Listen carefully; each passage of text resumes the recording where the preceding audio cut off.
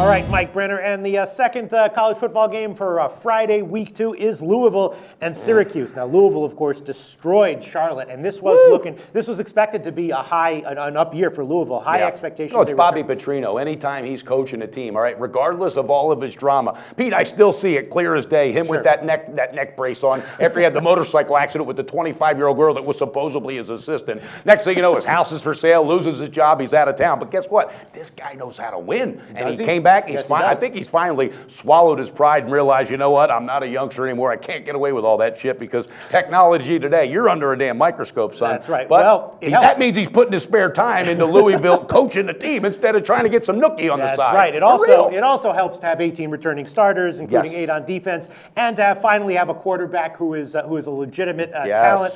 He's a dual threat, bro. Yeah, still developing, and his game against Charlotte, just one game, not necessarily super awesome defensive competition, but he looked great. He had 286 passing yards, had 119 running yards. All right, Pete, that means he's definitely that dual threat. Petrino's used to that pocket passer, so this is going to be fun to watch how he negotiates with this, and I think it's going to be dangerous. I think this team's going to cash tickets, and laugh as you may, but guess what? When a guy knows this is his last chance in college football, because it is, all right, he's already screwed up 2 other programs, all right, brought him to prominence, but screwed himself up, all right, he is now going to be putting his attention to the team, and I mean it. That means cashing tickets. Look out for them Cardinals. They certainly cashed easily last week, and I remember a lot of people in the sort of the chat groups that I go on were all like, "Wow, Louisville rolling! Who saw that coming?"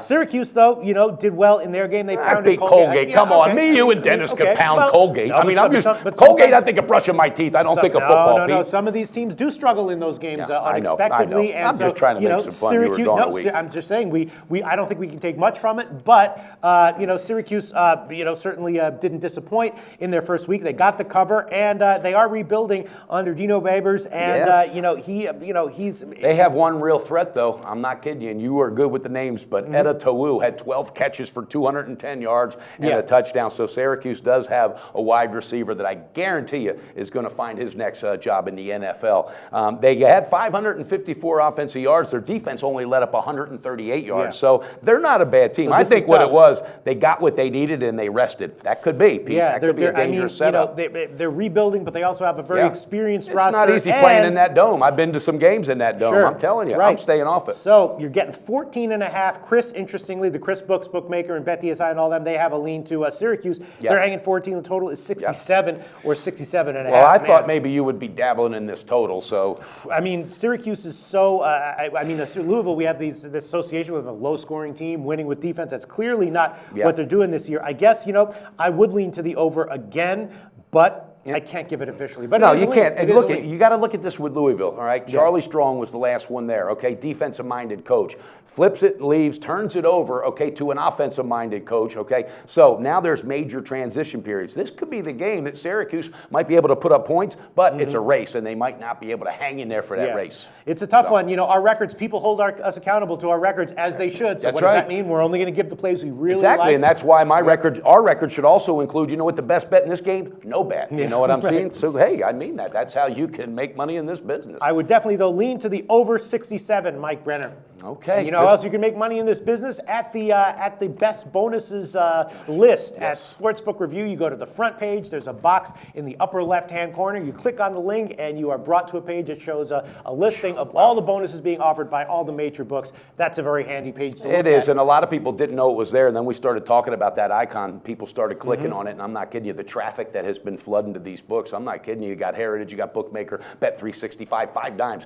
Everybody is the traffic's flowing in there. They're taking advantage of these bonuses. You know what? That makes me feel good, because when you give good advice, you lead the horse to the water and he doesn't drink. It's frustrating. But guys, that's the way that you save. You're playing with books also that pay out, and guess what? We keep getting to do what we do because we love hanging around. Not official. My lean is over 67. What would your lean be on Louisville? My lean would be on a first half Louisville, because I think they're going to come out offensively real strong. Okay, but again, that's just a lean, and you could probably catch it at 7.5. Right. 8, like that. So, but again, that's just a lean. That is not official. Sounds good, Mike Brenner. Go Cardinals. So we're giving you picks every day, and you're probably making your own as well. Be sure to participate in SBR's weekly Twitter Bankroll Challenge. Just post your picks on Twitter with @SBR Sports Picks and the hashtag BetSBR before 1 p.m. Eastern Standard Time every day, Monday through Friday. We'll be betting your picks, and if the bankroll is positive at the end of the week, you could win the profits. Picks must be of events taking place that day and available in at least one of the major sportsbooks shown in our Best Sportsbooks page.